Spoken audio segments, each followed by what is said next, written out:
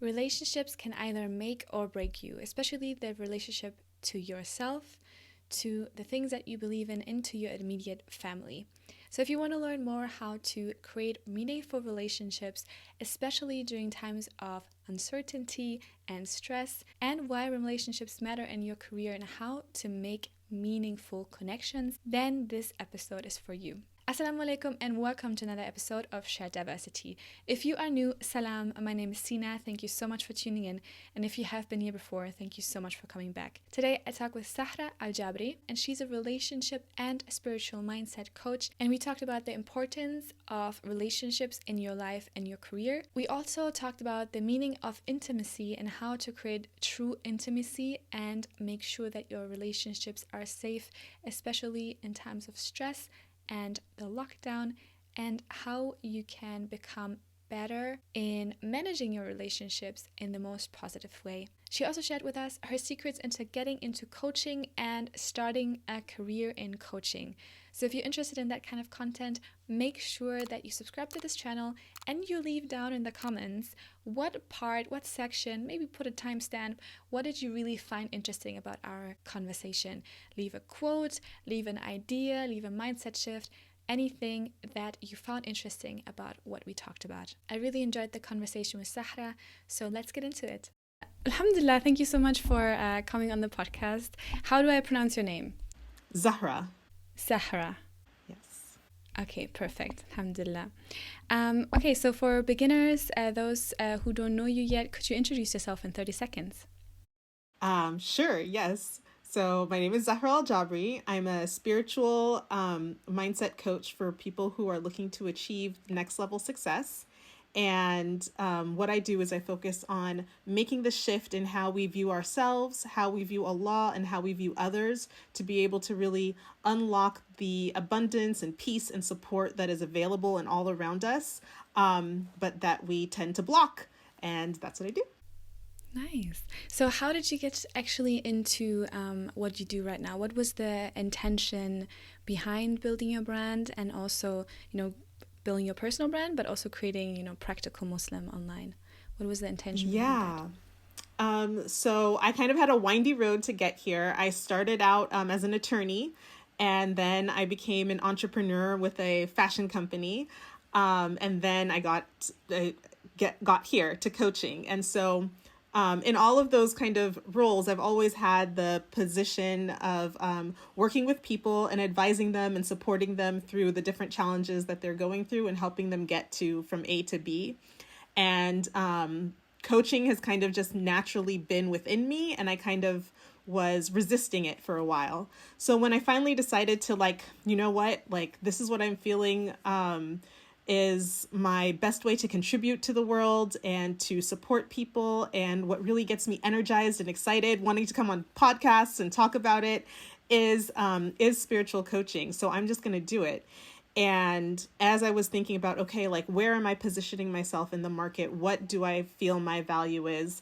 And what came to me really was the practicality, the practical, applicable way that I was able to internalize Islam for myself so that I could practice it and really benefit from all of the Islamic knowledge and teachings that we have, and my ability to be able to translate that for others and help guide others through that process. And so when I was brainstorming and thinking of names, Practical Muslim came to me, and someone already owned the URL and the Instagram handle. And I was so bummed. And I was trying to think of other things. And then I was let me just reach out and ask if they'd be willing to sell it. And alhamdulillah, it was he wasn't using it yet. And he was I have plans for it. But what do you want it for? And I explained to him my whole vision. And he's that sounds better than what I was going to do with it. I'll sell it to you. And so alhamdulillah, I really feel that that website, that handle, really applies to my approach. And I felt really supported by Allah to be able to get the handle, to get the URL. And that's a big piece of my branding, that I really want it to stand out, that these are practical. This is not just coaching based on based on, just, Western or secular kind of just psychology and science. And it's also not religious in the sense of like going to a sheikh and, what I found always lacking with they're telling you like, just pray more, or, you need to fast, Yes. or just be kind, or Yes. bear it with patience. And you're like, okay, like I've been patient, like tell me something else. Yeah. Yeah, that's so true. I think a lot of times we always get this theoretical knowledge and like these theoretical tips that people just throw around without really internalizing, how does this apply to every single, unique experience. So I really love that that part of your work. Okay, so I want to talk about, you're talking about the mindset and, applying your knowledge and applying that into your daily life and the importance of mindset. So when was like the moment in life when you figured out that mindset is so important and that you had to create something for yourself, but that you also wanted to create for someone else? Like, where was that mindset shift that brought you to what you're doing right now? Yeah, for me, it started with learning about the law of attraction. I'm not sure if any of your listeners, are familiar. Yeah, but maybe you can talk a little bit more about it, what it is. Sure. So there's this film on Netflix called The Secret, and it kind of popularized this notion of the law of attraction. And when I watched it about, I guess, like 5 years ago now, the main message of The Secret is it tells you to ask for what you want, believe that you can have it, and then receive it. Like, open yourself up to receiving it. And when I heard that, and it's an hour and a half long video explaining ask, believe, receive, from all of these, Western people and blah, blah, blah. And I was like, that is literally the formula of dua. Like, Allah tells us that that's how to make a dua. Ask me for what you want, believe, and don't say that like, oh, I didn't get what I wanted. Like, believe that Allah can do it for you. And then, Allah says all of your dua is answered. Like, get open to, and you may not know how it's going to come. It might be delayed, or it might look like if in a different form, right? So you have to be able to receive it. So I was just my mind was like completely shattered. I was like, all of these, non-Muslims are using dua to manifest the things that they want in their life right now. Yeah. Whereas as a Muslim, I had been told to use dua like, but, you mostly probably will get it in Jannah. Like, don't have high hopes, for, getting a fancy car, having a luxury vacation, or especially worldly things, right? Don't have high hopes for that. Inshallah, you'll get it in Jannah. Don't worry. And so that was the first thing that kind of shifted my mindset. I was like, oh my gosh, like dua can be applied to like fulfill and achieve and be as a tool for me as I'm progressing in my career and my work and my family to get those results that I want now. Yeah. And then I came across a Muslim program called Visionaire, run by Muhammad Asharif. He has a whole series called Life by Dua. And it dove more into that. And then there was that first kind of main mindset shift where he was like, you've got to believe that Allah is on your side and he wants you to be successful. And just that in and of itself, like just bringing that to the consciousness, because, if you asked me like, what do you think of Allah? I would say like, oh, Allah is merciful, he's all knowing, he's all, all loving and all of those things. But subconsciously and deep within me, I had this notion, I had the mindset that Allah was against me, that like, oh, he's punishing me. That's why I haven't achieved, whatever I'm trying to achieve, or because I missed Fajr, or because, I didn't return my mom's phone call. Like, that's why, I didn't get that thing, or this thing keeps coming up for me. Subconsciously, in little ways, I was like, okay, I'm not really a good enough Muslim, and that's why I'm not getting what I want. And the mindset I had was that Allah is punishing me, right? Like, because you're not a good enough Muslim. But where do you think that mindset came from? I think that for me, I grew up in the United States, in California, going to Sunday school, and I think the community, and as I've spoken, most of my clients are in the U.S., and I've spoken to most of the Muslim community in the U.S., we just have kind of internalized this notion that like we need to be, doing all that we can, striving for, and whatever we're doing, like there's always more to do. So you're never really like, even if you're praying all 5 prayers, well, you can pray Sunnah. You're praying Sunnah, pray Tahajjud. You did it, like there's always more to make you better. So you never felt like that you were that good. And then you just have those internal feelings, like I'd get jealous, or I'd become angry, or I'd like, and if I'm a good Muslim, I'm not supposed to have those feelings, so I'm not good.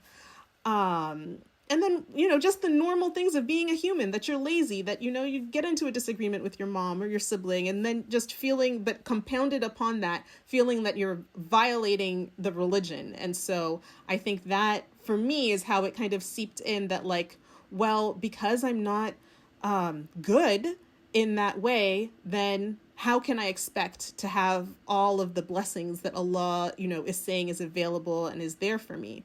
And so the key mindset shift that I went through that literally transformed my life was that Allah is not judging us during our lifetime in that way. He's not petty with us in that way. Allah's mercy descends and is available to everyone, Muslim or non-Muslim alike.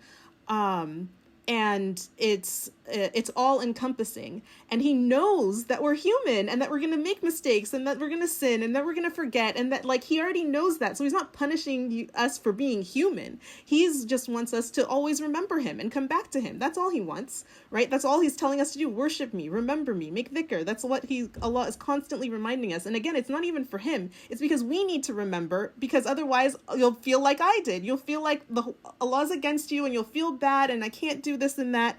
But when I remember that, oh my gosh, Allah is not against me and he is all loving and he's all merciful. Okay, so this obstacle I'm facing or that thing I'm confronting, it's just, it's just a something in my path that I need to maneuver. And I can maneuver it feeling supported, as opposed to like, feeling like I'm trudging against the whole world, like, I'm, whatever it is, I'm trying to, be a coach and, no one's returning my calls. Oh God, maybe I'm not supposed to do it. Other people can be successful, but not me. As opposed to like, okay, no one's returning my calls. What is it that I need to reconsider or think about? Or what's the lesson that Allah is trying to show me or illuminate for me? Okay, find it, identify it, and move in that direction now, feeling like, all right, I'm here. It's a relationship. Me and Allah are together working, like I'm guiding you down the path. You missed something here. Pay attention. Okay. All right. Keep going. Yeah. And too many times we take things personally, right? We say, like you said, oh, this is not working out. This is a sign. And I think a lot of times, especially we Muslims, we get so suspicious when there's like, we try something new and then one thing is in our way and we think, oh, that's a sign. It's not good for me. Like, I should follow the signs and just do something else because this is not working. But we might just think, for me at least, the things that I have achieved that really have transformed my life and that brought me to the next version of myself were the ones that didn't come easy and where there were tests in between to, I think I was tested to know whether I really, really wanted it. Because if you're not all in, you are going to step away with the first obstacle that is coming in your way. So too many times we see things that go wrong as signs for us to give up, or as signs that we are not good enough, or as signs that, we're not made for this life. And it's just another way, like it's just a part of the journey. Like you wouldn't, my father actually said something which I love this quote from my father. He said, success is the sum of all the mistakes you only do once. So you're going to make mistakes. You're going to fail. Like they're part of the process. Just make sure that you only make them once, because there are going to be a million other mistakes waiting for you to step over for you to come to that, end result, to that success. So I love that. Yeah, it's always reminding me.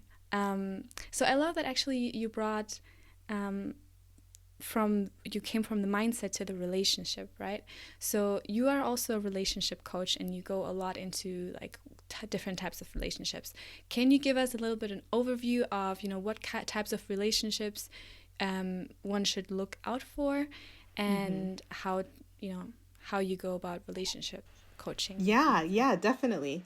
But I wanted to touch on something that you said, like, the first obstacle. And I think that's another thing in our kind of notion that we believe it's going to be easy, right? Because we're Muslim, because we're believers, because we're praying, so it should be easy, right? So when we face any kind of hardship, we're like, oh, it's not easy. Like, I have to do all this work. Like, yeah, maybe it's not meant for me. When really, like, Allah never said it was going to be easy. Yeah, He just yeah. said, that, I'm here with you, I'm supporting you and all of those things. But just think of all the prophets and how difficult and challenging their path was, even though they knew that they were going to reach some level of success or victory in the end, but it was still very hard. It's not just because you have Allah, it's going to be easy.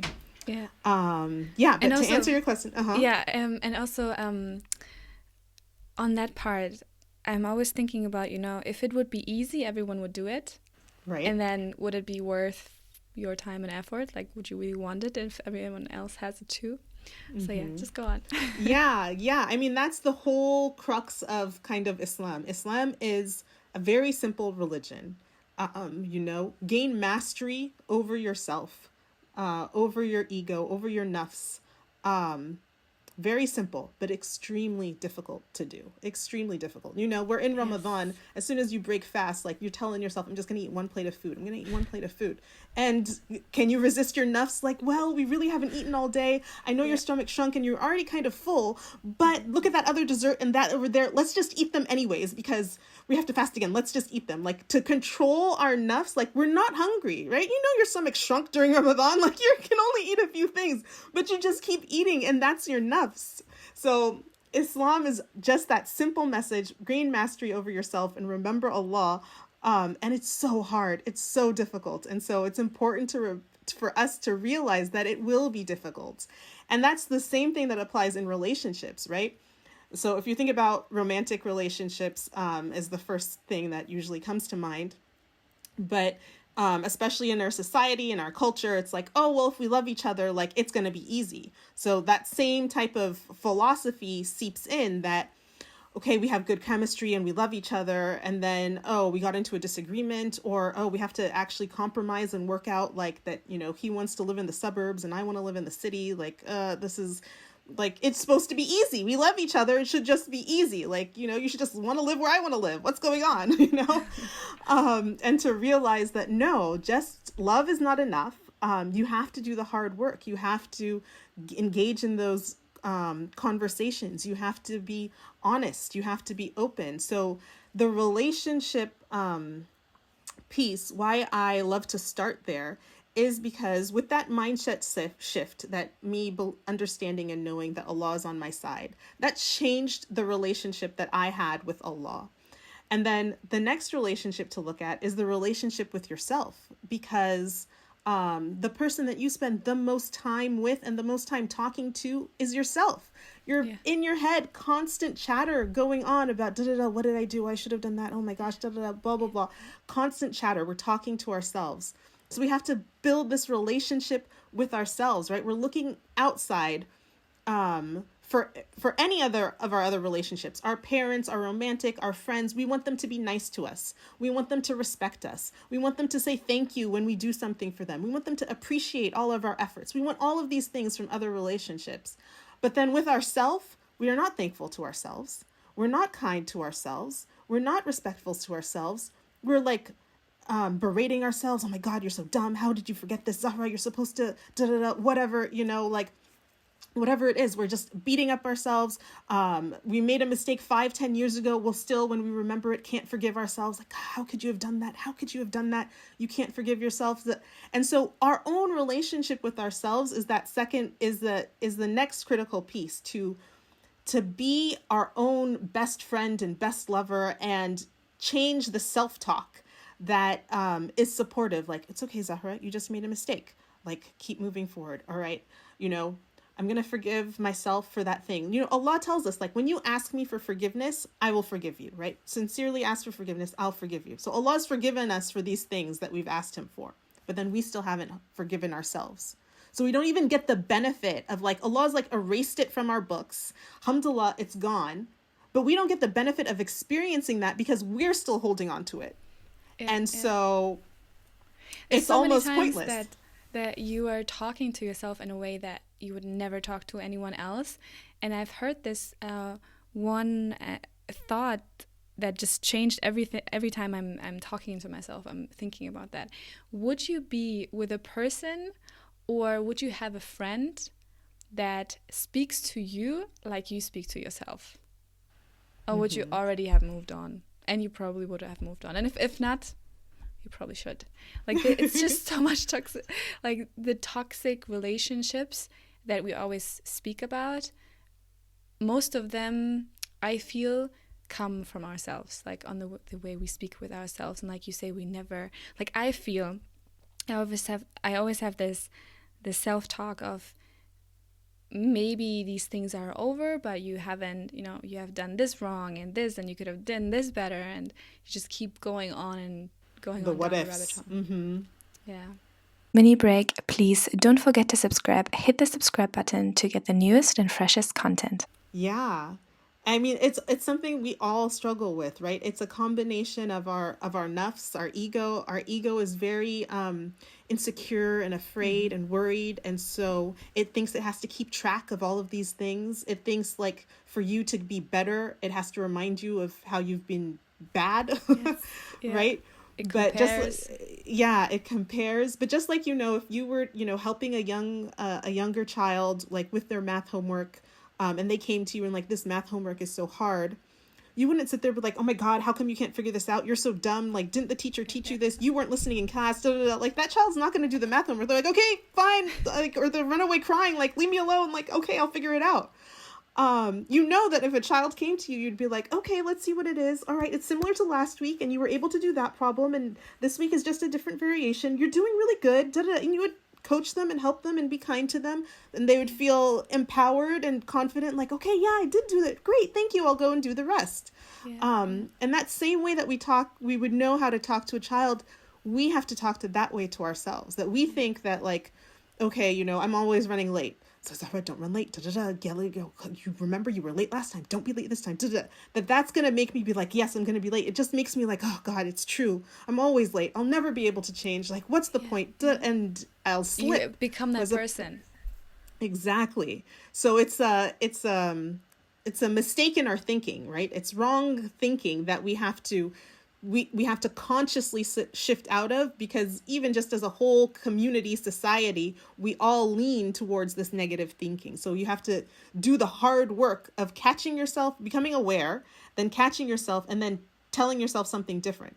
Like, okay, today I'm going to be on time. I know I can do it. I've been on time before. It's going to be all right. Like, and even if I'm a few minutes late, I know they'll be understanding of me. These things happen to everyone. It's just a different tone and conversation that you have with yourself. And to realize that you have capacity to change that conversation. Sometimes, like, that voice just seems like it's just truth, and it's just coming at us like that's just the truth, and we are like, oh God. But it's just an opinion. It's just because it happens to be in your head doesn't mean that it's true, and doesn't mean that it's you. Yeah. It's just an opinion, and you can change it, and you can talk back to it, and you can fight against it. So what do you think, how important, or what is the importance lie of relationships in your life and your career? Because if we have a lot of women who are businesswomen, who are ambitious and who want to achieve a lot, right? Whether that is in their career or whether that is building a business. So where do you think relationships and like the different kinds of relationships you were talking about come into that? Yeah, I mean, relationships are really where Allah gives us a chance to show and practice what we've learned, right? So even that notion that, a marriage is half of your faith is because in marriage, you're going to be tested on all of are you really patient? Do you really know how to control your anger?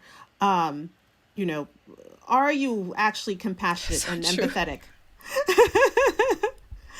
Because those people close to you, right, are the ones that we tend to, for example, if you're going to the grocery store, you're going to be patient with the person that's taking forever checking out. You might be a little bit annoyed, but you're not going to snap at them. You're not going to yell at them. You're just going to be like, all right, okay, they're gone. All right, my turn. But, I have 4 children. When my child comes in and asks me the same thing for a third time, am I snapping at her, or am I still patient? You know, and my husband does the same thing that annoys me. Am I patient or am I whatever, right? And so what we know is like from the Prophet ﷺ, like the people that reported on his character, on his amazing character, you know, that he was generous and kind and compassionate and patient. Those people who reported that to us were his family. His family was the one saying that that's what he's like. For us, you can go ask all my neighbors, all my friends, all my coworkers. They'll tell you I'm amazing. I'm wonderful. If you want to ask my family, I'll be like, oh, wait a minute. Hold on. Can I bribe them with something? Because it's a whole different ballgame at home. Those close relationships are when you test and you have a chance to show for yourself and for Allah, am I compassionate? Am I patient? Do I have control of my temper? And they're so critical because if you're able to master it in these close relationships, like Allah says, like, don't remove the ties of the family because it is your classroom. This is your class. You don't get to choose who they are. These are the people who are going to trigger you in all sorts of ways. And when you're able to like not get triggered by them, you are like, you're excelling in that class. Right. Yeah. And so that's why he tells us, don't break. This is actually a very good analogy. Yeah. Yeah, because I see that a lot of times when I work with people who have a lot of siblings, they are very good at negotiating priorities and like managing. So they learn from like sibling fights to be able to, negotiate expectations and to make sure, everyone gets along because you learn that at home. And then also I feel in a marriage, but also with your friends or with your siblings and with your parents, there's a lot of things that you can learn that you can apply in your career or in your daily life. Negotiations, like getting something what you want by giving someone else what they want, or finding a way in between, or even if it's just time management that you can learn with like relationships at home, or being able to create something with a person that has very different viewpoints or experiences or strengths and skills, because you are like with a relationship, I feel it's always me finding myself within a team, like within collaborating and they're gonna push up against you and show you what do you actually stand for. Do you agree with this, or do you have your own thought? And that that opportunity arises from having someone to spar with, right? Spar with, because on your own you might think, I believe in this, I think that, and then when it really comes up against something else, that's when you have an opportunity to be like, okay, is that true? Do I really stand for this? Is it something different? Do I need to clarify? And you get to see what else is within you, right? Or you find out that like, this is what I said, but then when they gave me what I said, or when they agreed or disagreed or whatever, how it came up, like I felt a certain way. I felt annoyed or angry or shocked or whatever. And like, okay, why am I feeling that way? And again, another opportunity to discover like you think one way, but what actually it is, is something else. And it only arises by being in that relationship, and those familial relationships, just like you're saying, like that's how you can learn so much about yourself, and you'll carry it through to any other place that you go, and especially in the workplace and things like that.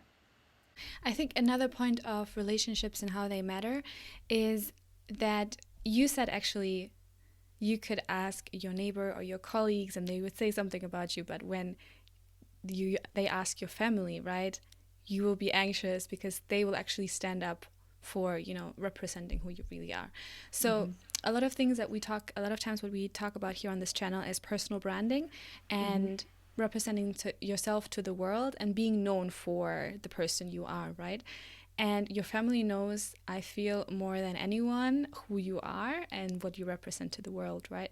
So, but not only the family, but any kind of relationships that you hold, the people that you meet in your daily life, the people that you work with, collaborate with, they also make up your personal brand. Like the people you gather around you, they represent you.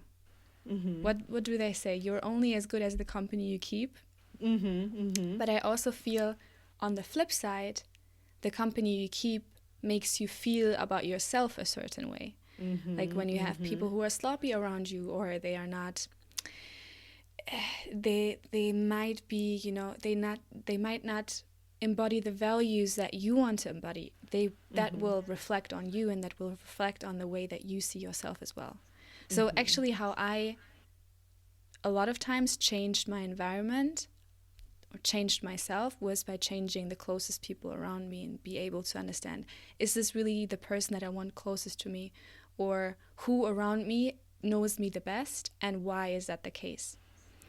So Yeah. And to also expand that, to think about that it doesn't have to even be people physically close to you, Like, that's why we're told to study the seerah of the Prophet and all of the prophets, and why the Quran is mostly stories of the Prophet, to like bring these characters close to us in understanding who they were, what they went through, how they handled things, because you can be close to a dead person. You can be close to someone, a mentor who lives in another country, that you're following their work, following them on social media, that you're absorbing those things from them. So to just keep that notion in mind, that your proximity and who you want to be close to it, you don't have to just be limited by who's just around in my neighborhood, right?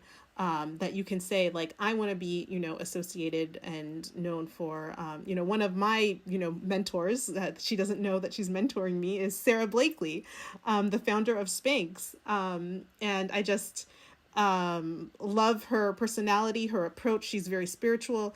And I read, whatever I can get at my hands on about her, I study it, and I feel like she's someone that I'm close to. And so the more that you are identifying clearly, like you say, like what are the characteristics I want to embody? What do I want to be known for? Who do I want to be seen as my peers? And you are keeping them in your mind and paying attention to what you do, that will naturally be what comes out of you, because that is where your focus and your attention is around being like them, and you will subconsciously and consciously mold yourself to be more like them. So it is important to think and consider who, like you're saying, like, be very mindful of this branding process as a brand, but also just as a person. You're naturally doing that anyways. You're naturally getting and learning information about people all the time, and who do you want to learn more about?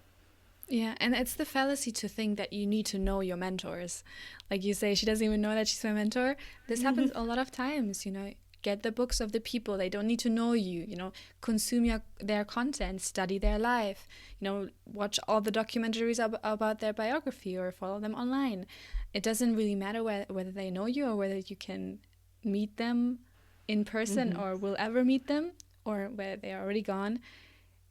Just make sure that you familiarize yourself with their lives and with their personality, like you say. And it's so important and so beautiful to study a personality, actually, because you can get to know their mindset just by studying their life and what they put out in the world.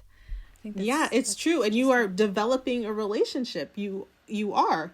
And, for me, sometimes I even consider, like, they have they used to have that whole saying, like, what would Jesus do? But I do think, like, what would the Prophet ﷺ do? Like, what would Sarah Blakely do in this in this business situation, or in that spiritual situation? Because once you gain, a certain amount of information about them, you can gather or guess about what they might do, and that can help you. That can be comforting to you to figure out what you need to do. And it's a tool, it's a resource, right? And all of these things, like, Allah provides them to us as examples, as opportunities, right? Allah has everything, shows us things in contrast, right? He shows us good and bad, so that we can delineate and distinguish what are the things that we are liking and not liking, right? Like, even if, like, you were saying, like, oh, I want to get a house, right? You'll be presented with a whole different bunch of housing options, so that you can delineate, oh no, actually, I want a 1-story by the beach, blah, blah, blah. Like, it'll become more and more specific as, like, you get presented with here's a house over here on a hill. Here's a house, that's on a farm, whatever. And you have to refine more and more. Yeah. So, two things. First, let's go into the relationship side. So right now with the lockdown, everyone's a little tense. You know, whether you have your family or your spouse or your kids or whoever around, it's been difficult because you need to find your space and you need to like be in the right mindset, and things are a little crazy. And even though we all want to hustle because we're at home and like things are getting exciting online, there's a lot of content you can consume, it's still a very stressful time. So what are tips that you can give to anyone who's, especially someone who is both juggling family or marriage and their work, and how can they make sure that their relationships don't suffer or even become better and more intimate? By the way, what is your definition of intimacy? I think that's very interesting. Okay, so definition of intimacy is connecting in a deep way that you really feel supported, and able to be vulnerable and honest and open and be able to share things that, you might be worried or scared about sharing, that you feel that I can share that and know that this person is not going to turn away from me, right? That they will be able to hear me and still see the whole me without like getting me defined by this, whatever it is that I need to share. So that's how I would define intimacy.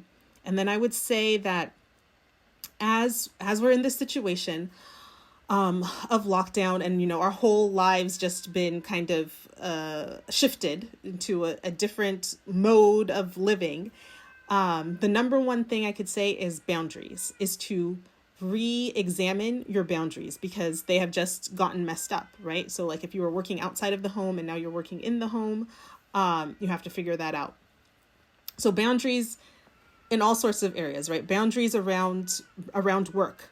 How many hours am I going to be committing to work? Boundaries around news media, right? Because the news is telling us, is just a constant stream of negativity. So you need to set up a boundary. How much news are you going to consume, from what sources, and, about what? Oh, I just want to know, how many new cases there have been of corona, or I just want to know what the new regulations are for when I'll be able to, to not wear a mask or go to a grocery store. Make some kind of clear information that you feel is important and relevant to your life, and get your news around that information. Don't go down the rabbit hole of just listening to just whatever comes on CNN or whatever you listen to.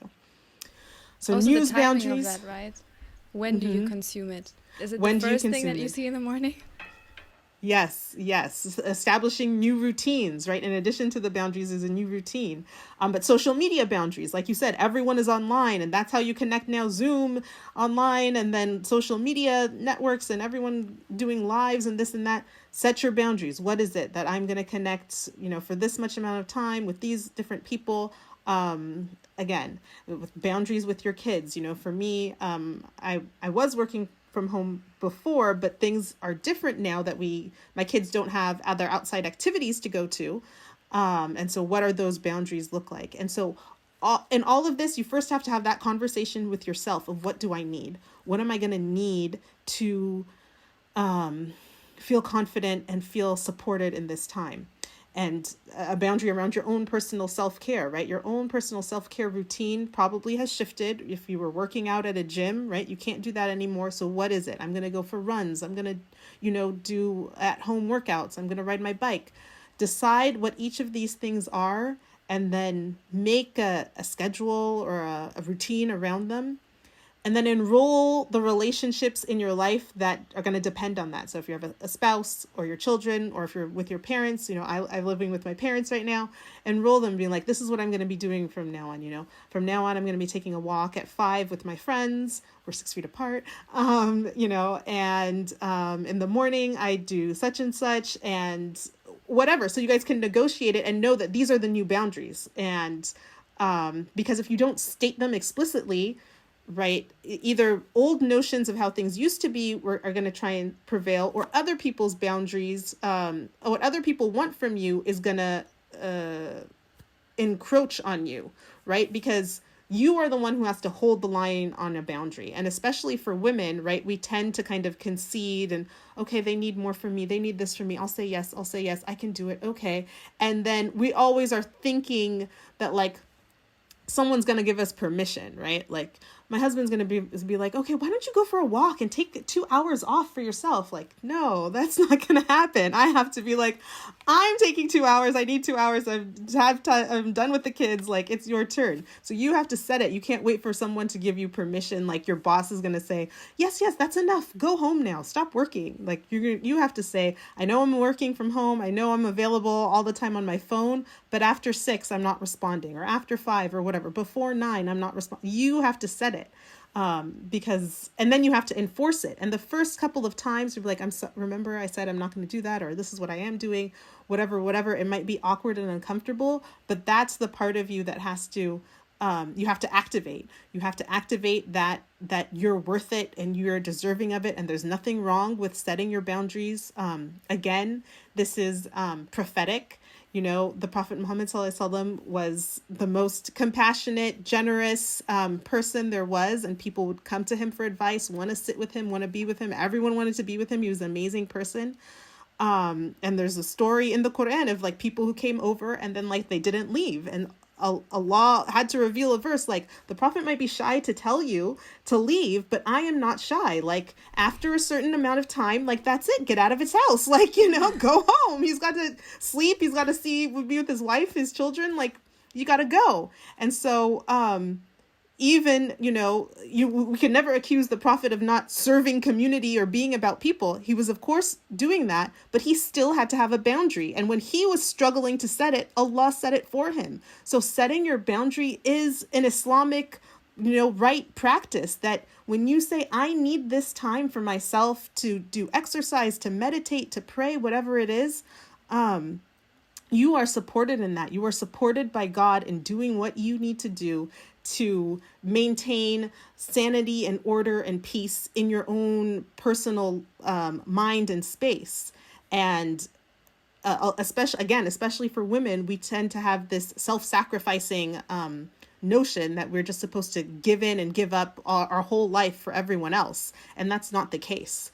That even the Prophet ﷺ, who was a mercy for the world, his whole life was for all of us, had to have boundaries. So we can have them too. You're not being selfish. You are being even more selfless by taking care of yourself. You have more to give. When you just run to burnout, you know what happens. Like, that's it. You're depleted. So boundaries right now is the number one thing to work on, to establish, even with, you know, we're talking to more people on the phone. If people are calling their parents on their phone and, you know, their parents want them to talk to them every day or something, to set a boundary. I'm going to call you every other day, or I'm going to call you every day, but I can only talk for 20 minutes. And, you know, on the weekends, I can talk for an hour, or whatever the thing is, to be able to say it, to stand up for it, and then to enforce it. Yeah, I love that. One of the last questions I want to ask is, you got into relationship coaching, and I know a lot of women are out there interested in coaching and consulting other people. So how actually did you get into your coaching career? How has that journey been? Getting into my coaching career, I transitioned from doing something else. So it was, I made the intention and wanted to embark on that new journey. And I was worried about making that transition. And I said, I am a coach. I can coach people, but I had never coached anyone. And so I met with a whole bunch of other coaches to give me advice on what to do. And one coach gave me the best advice. She was like, reach out to your network and ask them for help. So I reached out to my network and I said, I am starting a coaching practice.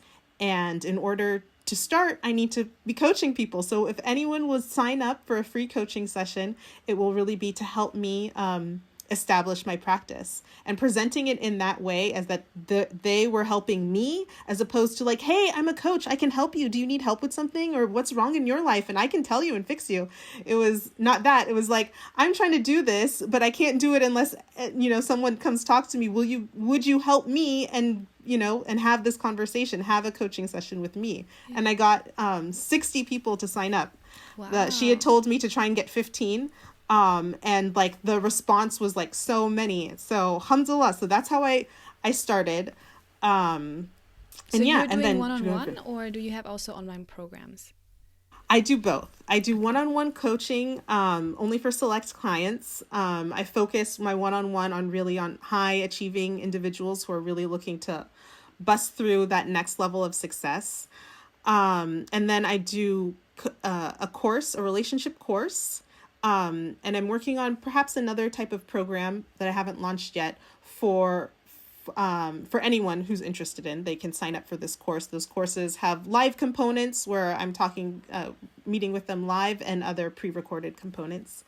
And then I also have all my resources on my website, practicalmuslim.com. I have the blog there that has articles. I write daily Islamic devotionals that are really powerful affirmations of truth that can totally help you remember and hold Allah in that positive view, and even help with your own negative self-talk. And I'm working on a book for that. So you can pre-order a PDF that will support me to write the whole book. And that's also on my website, practicalmuslim.com. And yeah, and on Instagram at practicalmuslim is where I also share resources and knowledge and tips, and do lives and all of those things that are available to anyone. Yeah. So what are like top 5 tips or something for someone who wants to get into coaching, or also into selling online programs and consulting people on any kind of topic? The number one tip is to just go do it. Find someone to coach. Don't worry about a website and a thing. Call up, whoever, or send an email to, 10 acquaintances. I'm doing coaching and the same type of thing, and I really need to talk to someone to be able to, build up my practice. Would anyone like a free coaching session? And just start doing it. No, it's free anyways. Yeah, no one's going to say no. And then you're going to also understand, people are coming to you with career challenges or parenting challenges or relationship challenges. And you're going to start to see, oh, I really enjoy doing this, or I feel like I can support people more here. And you'll begin to know where you want to focus and what you want to do, or the type of people. Is it millennials? Is it baby boomers? Is it, is it men? Is it women? Is it whatever it is, will come from. You'll get a clue by who responds to you, who ends up approaching you, and you'll get a clue from when they share with you their issue. If you're like, oh my God, let me help you. Or if you're like, I don't know, I don't think I can help you with that. It'll help you refine how and who you want to coach. Okay. So first, offer free coaching sessions. And how do you then go into the monetizing phase? To go into monetizing is that's your own internal mindset work that you have to do. But look around at the market, at what you see is going on, and then understand how much work it's going to be for you, and what amount you're going to need to feel that you have been appropriately compensated. Because especially for women, especially as service providers, we can get caught up in well, what do we think is a fair price, or what do we think that other people will pay? And you might end up pricing something, based on that model, but it really makes it too cheap, in the sense that it's cheap for them, but it's too expensive for you, right? So let's say I'm going to say that my coaching, a half an hour session is going to be $50, because I think that sounds reasonable. I want it to be really accessible. I want people to do it. And then you're doing, 3 or 4 hours of preparation before and after the call, and the call, setting up the meeting, whatever, preparing 3 or 4 hours of preparation for that $50. After 1, 2, 3, a week, 2 weeks, I'm not doing this anymore. I'm only getting $50 for all this work.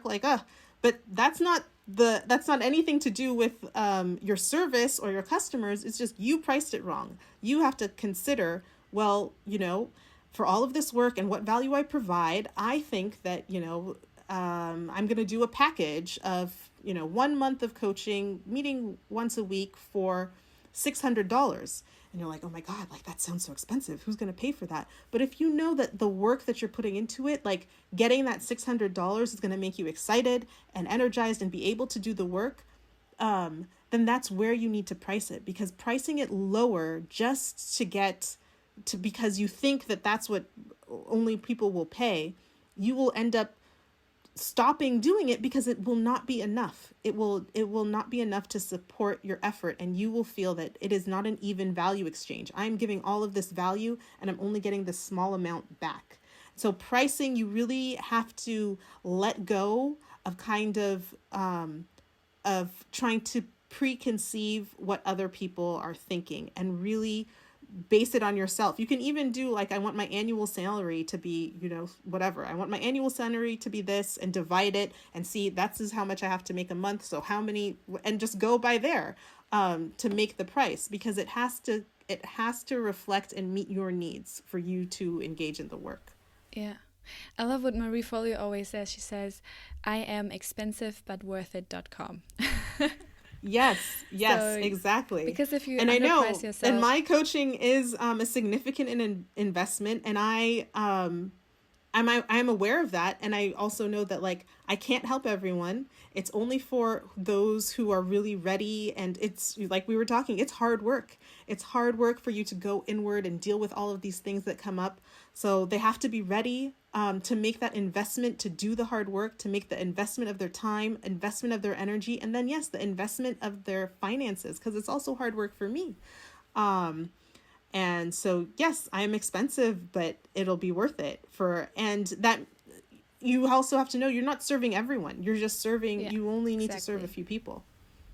There's an ideal customer you should look for. Now, also another thing is that you're mentioning is you need to make sure that you know where you want your clients to be, because you can't set up coaching and then have someone who starts from 0 and another from -100 and another from 50. Like you have to make like this standard of saying, okay, you, for example, say I only coach a specific type of person that's already on that level. And then you know where to coach them from. And you know also at that level, they will be able and they will be willing to pay for my services because I can get them to the next level. That makes it more specific, like you say. Those are amazing tips. Thank you so much for sharing them. And the last question is actually a question that you can ask the audience. Anything that we talked about today or anything that interests you from understanding from the audience, that they can leave in the comments below. Yeah. Oh, yes. I'd love to hear what stood out for you. What is, the biggest takeaway or biggest aha that you had from our conversation. Leave it in the comments. I'd love to hear that. Perfect. I love that. Okay, thank you so much for coming on this podcast, and I hope everyone took notes, because there was so much interesting value from understanding the relationship to yourself, to being intentional, to, creating boundaries, especially during this lockdown, especially for yourself, to going into coaching and what you should price yourself at. It's beautiful content. Thank you so much, Zahra, for this. You're welcome. Thank you for having me. It's been a pleasure. I hope you loved this conversation and you got a lot of value out of it. Leave down in the comments what are the key takeaways that you took from our conversation. And don't forget, if you want to win giveaways, check us out on Instagram at Share Diversity. And if you yourself want to get into coaching, you want to start a brand, and you want to get known online, make sure you check out our Start the Right Brand Guide to work on your own personal brand, or book a coaching call with me so we can walk you through the steps of creating your personal brand and going public with it. And don't forget, if you think someone needs to hear this message, please share it with her. Subscribe to our YouTube channel and check out our podcast to stay educated on the go. And I'll see you next time, inshallah. Assalamu alaikum.